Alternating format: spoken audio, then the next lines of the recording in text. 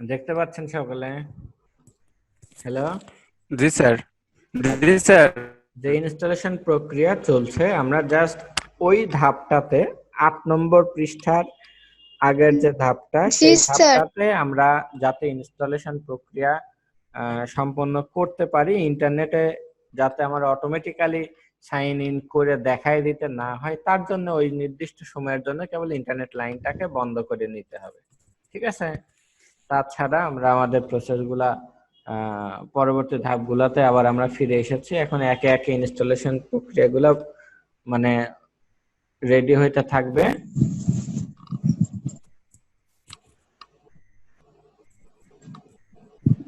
Sir এটা তো অনেক টাইম লাগবে।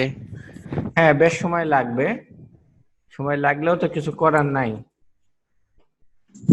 আর আপনাদের যে ডকুমেন্টটা আমি দিয়েছি, ডকুমেন্ট কি দেখতে পাচ্ছেন আপনারা?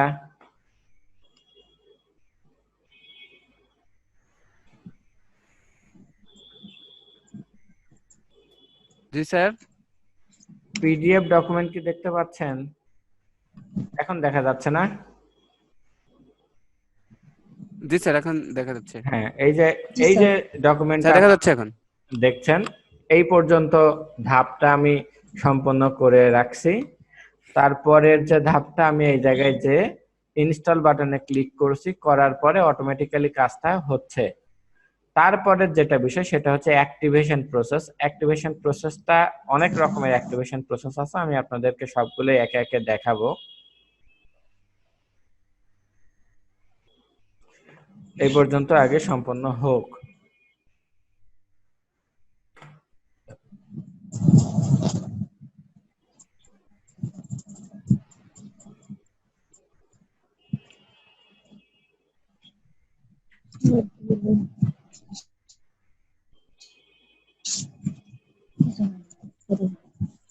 খুব বেশি সময় লাগবে না নে। তাহলে কালকে আপনারা এসে যার যার প্রয়োজন আর কি, শেষে এসে সবাই যদি আসেন তাহলে ভালো হয়। তার পিছনে যেটা কারণ, যে হার্ডওয়্যার বা আমরা বিগত যতগুলা ভিডিও ফাইল আছে সবগুলা ফাইল আপনারা পেন ড্রাইভে নিয়ে গেলে সব থেকে ভালো হয়। তাহলে আর এমবি খরচ করে ডাউনলোড করা লাগবে না। আর আমাদের তো মানে আসলে ব্যান্ডউইথে একটু প্রবলেম আছে, যার কারণে আসলে আপলোড দিতে সময় অনেক বেশি লাগতেছে এবং নেটওয়ার্কের সমস্যার কারণে আমি আপলোড দিতে পারতেছি না। পেন ড্রাইভ নিয়ে এসে যদি ফাইলগুলো নিয়ে যান তাহলে সব থেকে ভালো হয়। ঠিক আছে? জি স্যার।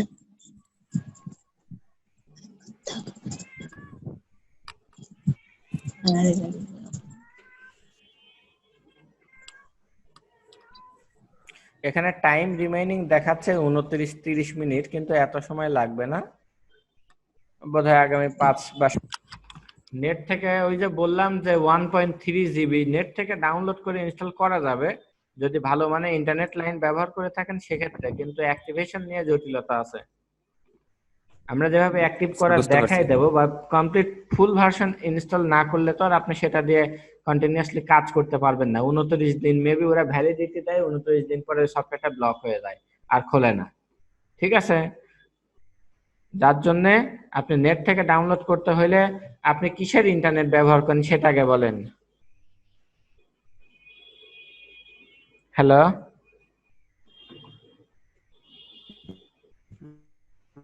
Okay sir. কি ইন্টারনেট ব্যবহার করেন? কোন? স্যার সিমের। হ্যাঁ, হ্যালো স্যার। সিম দিয়ে? স্যার সিমের ইন্টারনেট স্যার, রবি সিম।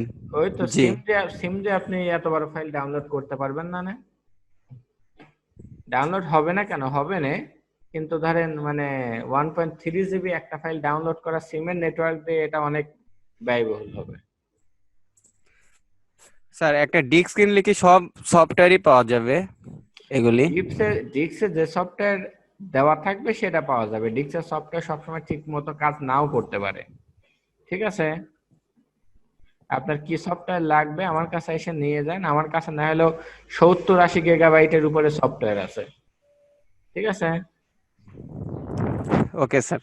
কথা বলি, সেটা হচ্ছে একটা সফটওয়্যার ইনস্টল করার পরে অবশ্যই কম্পিউটারটাকে রিস্টার্ট দেবেন আপনারা। আবার কখনো যদি কোনো সফটওয়্যার আনইনস্টল করেন, অর্থাৎ কম্পিউটার থেকে কোনো সফটওয়্যার মুছে দেন, সেক্ষেত্রে অবশ্যই আপনাদেরকে কম্পিউটারটাকে রিস্টার্ট করতে হবে। রিস্টার্ট করলে তাইলে পর্যাপ্ত পরিষ্কার পরিচ্ছন্ন বা ভালোভাবে কাজ করে। আমরা এই সফটওয়্যারটা এই যে ইনস্টল করছি, এটা আগের সফটওয়্যারটা আনইনস্টল করার পরে যদি একবার রিস্টার্ট দিয়ে নিতাম, তাহলে এতটুকু টাইম দিলে প্রয়োজন হতো না বা এত সময় এখানে ব্যয় করতে হতো না। ঠিক আছে, কম্পিউটার যতবার আপনি মানে রিস্টার্ট দিবেন বা অনেক কাজ করার পরে যখনই রিস্টার্ট দিবেন, তখনই র্যাম এবং টোটাল প্রসেসর মেমোরি গুলো রিফ্রেশ হয়ে যায়। কাজে নতুন কোনো সফটওয়্যার ইনস্টল করা এবং সেটাকে যথাযথভাবে কাজ করার জন্য কি করা হয়, সফটওয়্যার ইনস্টল বা আনইনস্টলের পরবর্তীতে কম্পিউটারকে রিস্টার্ট দেওয়া হয়। ইনস্টলেশন প্রক্রিয়া চলতে থাক। আমি আপনাদেরকে অ্যাক্টিভেশনের জন্য কি কি করতে হবে সেটা একটু প্রথমত আপনাদের সাথে আলোচনা করে দেখাই। আমি কম্পিউটারে কাজ করার জন্য ফটোশপ প্রোগ্রামটা যখন আমরা ইনস্টল করার পরে কম্পিউটারের সফটওয়্যারটাকে অ্যাক্টিভেট করে ব্যবহার করতে হবে। সরাসরি ইনস্টল করার পরে সফটওয়্যারটাকে চালু করা ঠিক হবে না, তাতে করে কাজের ক্ষেত্রে সমস্যা হতে পারে। প্রথমত সফটওয়্যারটা ইনস্টল করে অ্যাক্টিভেট করে তারপরে সেটাকে নিয়ে কাজ করতে হবে। তাহলে চলুন আমরা অ্যাক্টিভেটের প্রসেসগুলো একে একে দেখি, ততক্ষণে ইনস্টলেশন প্রক্রিয়া সম্পন্ন হতে থাক। তাহলে এটুকু পর্যন্ত ইনস্টল, আমরা এই প্রসেস পর্যন্ত ইনস্টল বাটনে ক্লিক করার পরে কিছু সময় অপেক্ষা করার পরে আমরা অ্যাডোব ফটোশপের ইনস্টলেশনের ফিনিশ নামে একটি ডায়ালগ বক্স দেখতে পাবো। ঠিক আছে, এই ডায়ালগ বক্স ফিনিশ বাটনে ক্লিক করলে প্রোগ্রামটি ইনস্টল সম্পন্ন হয়ে যাবে। তারপরে আমরা যে কাজটা করব, সফটওয়্যারটা ইনস্টল করার পরে অ্যাক্টিভ করে নিয়ে তারপরে এটাকে চালু করব বা ব্যবহার করব। তাহলে একটা সফটওয়্যার ইনস্টল করা হয়ে গেছে, তারপরে সেটাকে আগেই ওপেন করব না, এটাকে অ্যাক্টিভ করব। তাহলে ফুল ভার্সনে অ্যাক্টিভ করার জন্য অ্যাক্টিভ কি সে বিষয়টা নিয়ে আমি একটু আপনাদের সাথে আলোচনা করি। তা হচ্ছে, সাধারণত যে সমস্ত কোম্পানি সফটওয়্যার তৈরি করে বা সফটওয়্যার প্রস্তুত করে, তারা তো প্রচুর অর্থ বিনিয়োগ করে এবং তাদের সফটওয়্যার তৈরি করা, সফটওয়্যার মানে ম্যানুফ্যাকচার করে এবং সফটওয়্যারটার আপনার কি বলা মানে মার্কেটিং করার পিছনে মূল একটা কারণ, সেটা হচ্ছে এটা অনেক বড় মাপের একটা বিজনেস। বাংলাদেশ মানে পৃথিবীব্যাপী সব থেকে বড় বিজনেস হচ্ছে সফটওয়্যার বিজনেস। ঠিক আছে, দেখেন না কেন আপনার গুগল কর্পোরেশন, এরা পৃথিবীর অনেক বড় পর্যায়ের ধনী। তারপরে আপনার হচ্ছে বিল গেটস, তারপরে মার্ক জুকারবার্গ, তারপরে অ্যামাজনের প্রতিষ্ঠাতার নাম কি মনে আছে কি? অ্যামাজন বিশ্বের শ্রেষ্ঠ ধনী পর্যায়ের লোক। না স্যার, হচ্ছে না স্যার। এরকম বড় বড় যত প্রতিষ্ঠান আছে, অর্থাৎ পৃথিবীর মধ্যে সব থেকে বড় লোকদের ধরেন 20 জন যদি হয়ে থাকে, তার ভিতরে আপনি 10 জন বা 15 জনকে পাবেন যারা অনলাইনে এই সফটওয়্যার রিলেটেড অথবা সফটওয়্যার তৈরি করে বাজারজাত করে তারা আজকে শীর্ষ ধনী পর্যায়ে অনলাইন বা ইন্টারনেট সেবা দিয়ে অথবা মানে সফটওয়্যার তৈরি করে, উইন্ডোজ অপারেটিং সিস্টেম তৈরি করে। অ্যাপেল কর্পোরেশন অনেক বড় প্রতিষ্ঠান, অনেক টাকা পয়সা এদের।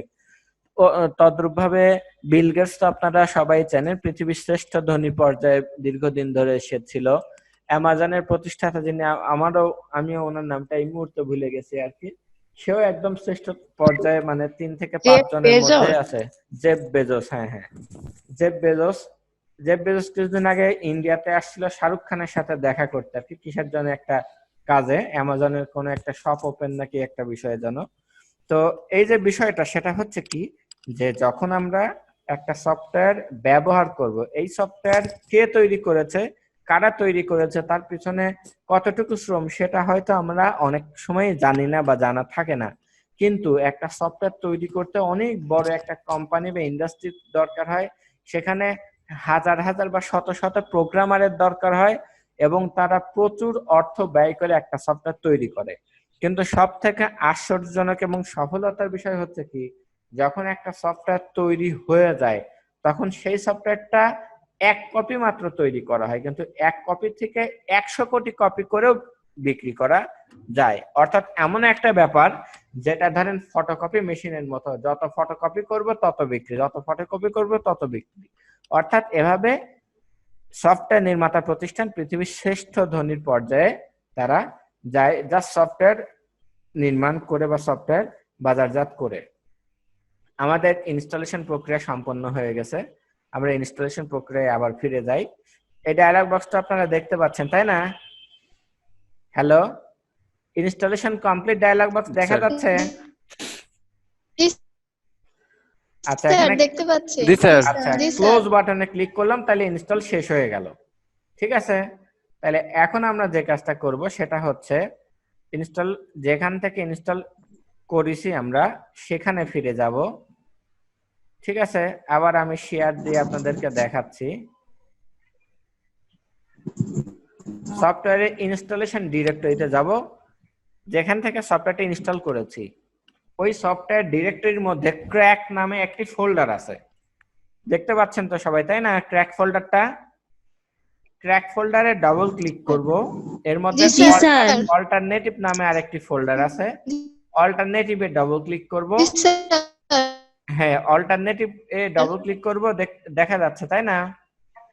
অ্যাডোব এসএনআর প্যাথ পেইন্টার নামে একটি লাল রঙের অ্যাডোবের আইকন যুক্ত একটা সফটওয়্যারের আইকন আমরা দেখতে পাচ্ছি স্ক্রিনে। ঠিক তো, সবাই দেখতে পাচ্ছেন? জি স্যার। জি স্যার। এই সফটওয়্যারটার উপরে মাউসের ডান বাটন ক্লিক করব, অতঃপর রান অ্যাজ অ্যাডমিনিস্ট্রেটর কি করব, রান অ্যাজ অ্যাডমিনিস্ট্রেটরে ক্লিক করব। এটা মাউসের ডান বাটন ক্লিক করে রান অ্যাজ অ্যাডমিনিস্ট্রেটর, তারপরে ইয়েস। ইউনিভার্সাল অ্যাডোব প্যাচার, এটা কি দেখা যাচ্ছে? Universal adobe patcher? না স্যার, না স্যার। এটাকে আবার শেয়ার দিতে হবে। এখন দেখতে পাচ্ছেন? হ্যালো, জি স্যার। এখন যে বিষয়টা, এখানে প্যাথ এর ড্রপ ডাউন অ্যারোতে যে আমাকে একটু নিচের দিকে আসতে হবে। এই দেখেন অ্যাডোব ফটোশপ সিসি 2014 32 বিট, এটা সিলেক্ট করে দিতে হবে। কি? Adobe Photoshop CC 2014 32 bit select করে এই প্যাচ বাটনে ক্লিক করতে হবে। এই দেখেন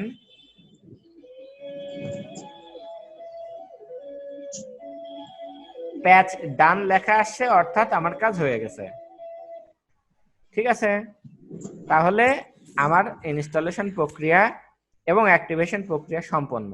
এখন যখনই আমি অ্যাডোব ফটোশপ প্রোগ্রামটা স্টার্টে যাব, স্টার্ট থেকে অ্যাডোব ফটোশপ প্রোগ্রামটা চালু করব, তখন আমরা স্ক্রিনে ফটোশপ প্রোগ্রামের ডায়ালগ বক্স এখনো আসে নাই, আসলে আমি শেয়ার দিয়ে দেখাচ্ছি আপনাদেরকে। ডায়ালগ বক্সটা আসবে স্টার্টে যে অ্যাডোব ফটোশপ প্রোগ্রামটা চালু করলে, এখানে যে অ্যাকসেপ্ট দিতে হবে। অ্যাকসেপ্ট দেওয়ার পরে প্রোগ্রামটা অটোমেটিক্যালি স্টার্ট হয়ে যাবে। স্টার্ট হয়ে যাওয়ার পরে আমরা আবারও ফটোশপ প্রোগ্রামটা স্ক্রিনে দেখতে পাবো। ঠিক আছে,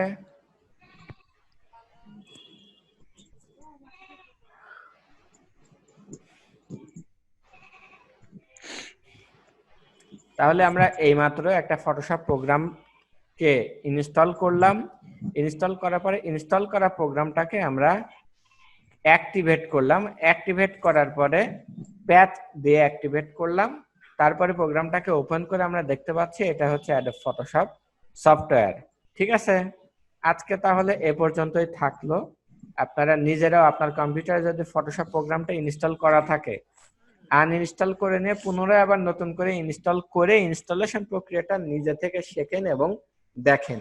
ঠিক আছে, তাহলে ভালোভাবে শেখাটা হবে। আর প্রত্যেকবার নতুন সফটওয়্যার ইনস্টল বা আনইনস্টলের পরে পুনরায় কম্পিউটারটা রিস্টার্ট দিবেন।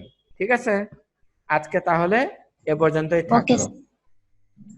স্যার বলেন। স্যার আমি কোন সফটওয়্যার ইউজ করছি সেটা দেখবো কিভাবে? স্যার গতকাল দেখাইছেন স্যার, ওটা মনে বুঝলাম না, কি বললেন আপনি? স্যার গতকাল যে দেখালেন যে আমি কোন ইলাস্ট্রেটরটা ইউজ করছি সেটা দেখবো কিভাবে মোবাইল কোন কম্পিউটারে? ভার্সন আমি ব্যবহার করছি সেটা? জি জি স্যার। জি স্যার। আচ্ছা, সেটা হচ্ছে এই দেখেন এখানে এসে উপরে এই যে হেল্প আছে, হেল্পে যে দেখতে পাবেন যে অ্যাবাউট ফটোশপ নামে একটি ডায়লগ অপশন আছে। হেল্প মেনুতে যে অ্যাবাউট ফটোশপ এখানে ক্লিক করলে আপনি এখানে দেখতে পাবেন ফটোশপের কোন ভার্সন ব্যবহার করছেন। আমরা অ্যাডোব ফটোশপ 2014 2.2 রিলিজ ব্যবহার করছি। অ্যাডোব ফটোশপ সিসি 2014 ভার্সন ব্যবহার করছি আমরা। ঠিক আছে? আর কারো কোথাও কোনো জিজ্ঞাসা আছে? আর কারো কোনো সমস্যা আছে? না স্যার। তাহলে আমরা ক্লোজ করে দিলাম। Okay sir. জি স্যার।